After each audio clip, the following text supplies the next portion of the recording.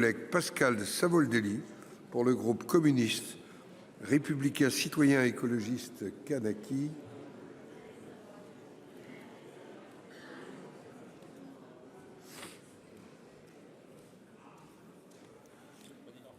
Vous avez la parole.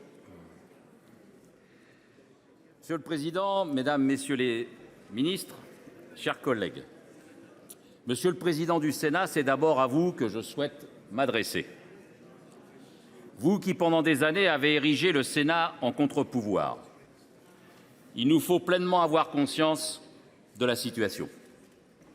Depuis plusieurs mois, l'intervention du président Emmanuel Macron met en cause l'équilibre institutionnel de la République.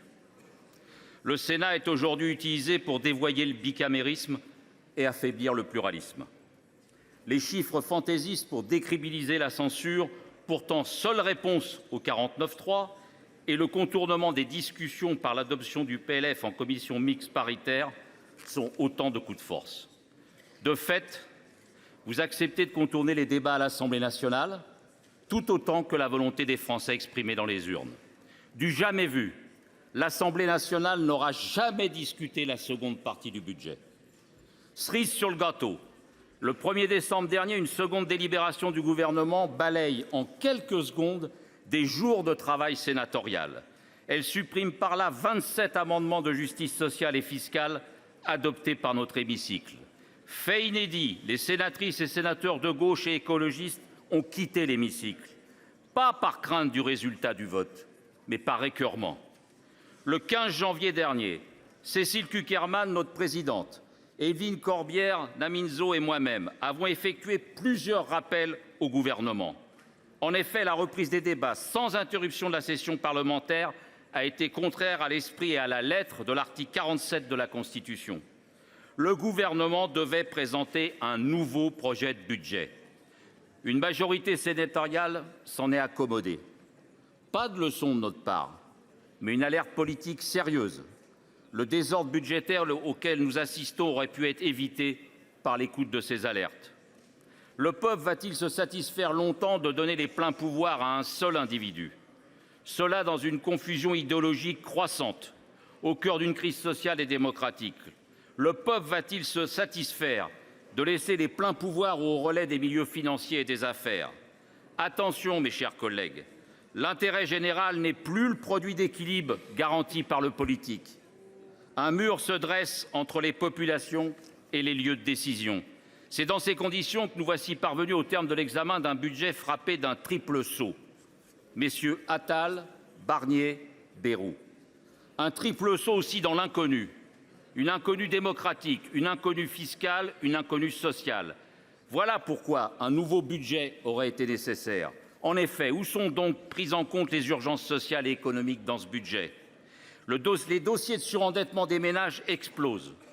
250 000 emplois industriels sont menacés dans notre pays. La productivité décroche. 15% des Français en état de grande pauvreté. Comment pouvons-nous continuer à faire comme si rien n'était? Votre réponse à ce constat terrible, 6,3 milliards de nouvelles coupes, partagées par le gouvernement et la majorité sénatoriale. L'affaiblissement de la puissance publique va accélérer la déflagration de l'état social du pays. Et où frappez-vous? Toujours là où le coup fait le plus mal. Sur la santé, déjà exsangue, vous ôtez 250 millions d'euros. Nos hôpitaux suffoquent, nos soignants s'épuisent et vous leur demandez encore de serrer la ceinture. Dans nos écoles, on manque encore de professeurs, vous n'apportez pas de réponse. Et alors la transition écologique, 1,3 milliard envolé, comme si le dérèglement climatique pouvait attendre. Parallèlement, les collectivités territoriales, pourtant le dernier rempart contre les fractures sociales et territoriales, subissent encore et toujours une nouvelle coupe. Derrière les grands discours, la droite sénatoriale n'a pas bronché. Alors, allez donc expliquer aux citoyens et aux élus locaux. Derrière chaque euro arraché aux collectivités, c'est la vie des gens qu'elle malmène. Des factures qui explosent, des salaires qui stagnent, des services publics qui se délitent. Et quand tout sera privatisé, je vais vous dire, on sera privé de tout. Et derrière tout cela, ce que vous défendez vraiment saute aux yeux. C'est le coût exorbitant du soutien au capital. Et le capital continue de progresser. 100 milliards d'euros pour les actionnaires du CAC 40 en 2024, un record. Car si vous êtes si prompte à couper dans les services publics, c'est pour mieux préserver un ordre de priorité, celui des grandes fortunes et des détenteurs de capitaux. Chaque année, 200 milliards d'euros sont versés aux entreprises sous forme d'aide publique. 200 milliards, c'est 78 milliards en dépenses fiscales, 91 milliards en allègements sociaux, 35 milliards en subventions directes. Et à quoi sert-il? À enrichir les riches. Et l'ISF, l'impôt sur la fortune, ce symbole d'une fiscalité juste, plébiscité par 72% des Français. Qu'en faites-vous? La véritable cohérence de ce budget, c'est le refus idéologique du partage des richesses. Ce refus de présenter un nouveau budget amène à ne pas reconduire les quelques timides mesures de justice fiscale du budget Barnier. C'est pourquoi nous travaillons à utiliser tous les recours démocratiques, tous les interstices qui existent. Ce que nous voulons, c'est des mesures pour que les Français vivent mieux. À la veille du probable coup de force de la commission mixte paritaire sur le budget, nous déposerons, députés et sénateurs communistes, républicains, citoyens et outre-mer, un projet de loi d'urgence économique et sociale. Une loi pour répondre au chaos que vivent les Français au quotidien. Cette loi que nous déposerons vient des propositions des communes, des syndicats, des associations. Oui, la démocratie a encore une vitalité, une espérance. Un gouvernement devrait savoir la trouver. Cette vitalité démocratique vit dans les communes, dans le mouvement social dans sa diversité, dans les entreprises, dans les territoires.